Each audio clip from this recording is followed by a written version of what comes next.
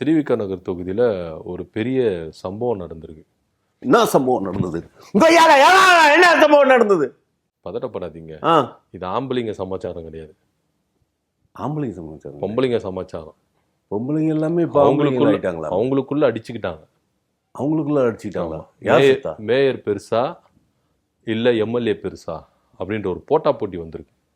ஐயோ, தெரியுமே.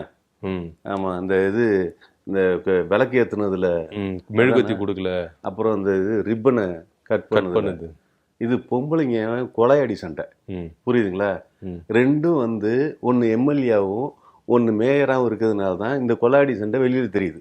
ஆனா அந்த மீடியாக்கார கம்யூனிட்டி பேல இருக்கானுங்களே, இதெல்லாம் தூக்கி பிடிச்சிக்கிட்டு இதெல்லாம் பிரச்சனையா? நாட்டுல எவ்வளவோ பிரச்சனை போயிட்டு இருக்கு, புரியுதுங்களா?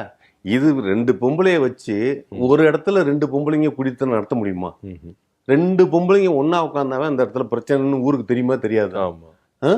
ரெண்டு பொம்பளைங்கள்ட்ட கத்திரியை கொடுத்து ரெண்டு பொம்பளைங்களையும் வெட்ட விடுறாங்க அப்படின்னா அவங்க எவ்வளவு பெரிய கேடியா இருப்பாங்க. அதுல ஒருத்தருங்க முன்னாடியே வந்து கட் பண்ணிட்டாங்க. அந்த முன்னால கட் பண்ணதுனாலதான் இவ்வளவு பிரச்சனையும்.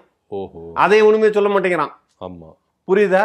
மெழுகுவத்தி கொடுக்கலன்றத மட்டும் தான் பேசிட்டு இருக்காங்க. அது திமுகங்கிறதுனால, எது மேயர் திமுக செக்ஷன்ல இருக்கிறதுனாலதான் மெழுகுவத்தி கொடுத்துங்கிறது பிரச்சனை. ஆமா, சரி.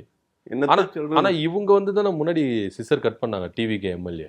அதுதான் சொல்றேன், புரியுதா? பிரச்சனை ஸ்டார்டிங் பாயிண்டே வந்து டொட்டுக்குன்னு கட் பண்ணதுதான். டிவிக்கு தான் பிரச்சனை ஸ்டார்டிங் பாயிண்ட்.